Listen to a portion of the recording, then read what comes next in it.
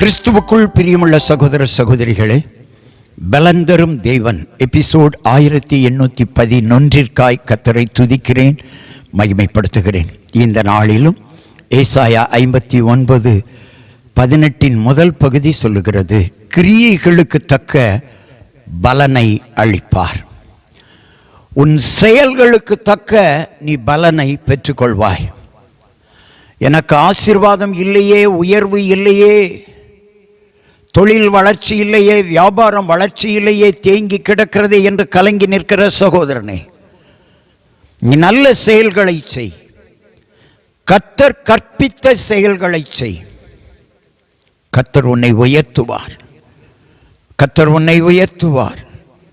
ஹல்லேலூயா, ஹல்லேலூயா. உன் சத்துருக்களை எல்லாம் கர்த்தரே சரி கட்டி விடுவார். நற்கிரியைகளை செய்.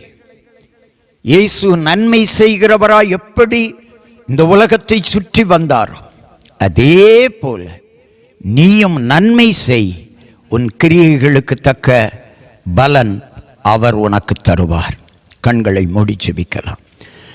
எங்களை நேசிக்கிற நல்ல தகப்பனே, இன்றைக்கு யார் யார் நற்கிரியைகளை செய்கிறார்களோ, நல்ல காரியங்களை செய்கிறார்களோ, ஏழைக்கு இறங்குகிறார்களோ, அவர்கள் எல்லாருக்கும் அந்த கிரியைகளுக்கு தக்க பலன் தருவீர் என்று சொல்லி இருக்கிறீர்.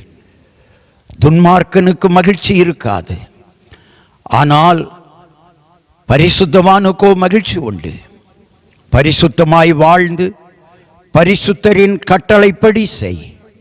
உன் கிரியைகளுக்கு தக்க பலனை பரலோகத்தில் இருந்து நீ பெற்றுக்கொள்வாய்.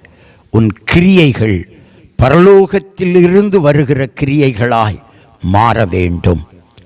இயேசு உனக்கு கற்பித்தபடி நீ செய்வாயானால் நீ உயர்த்தப்படுவாய்.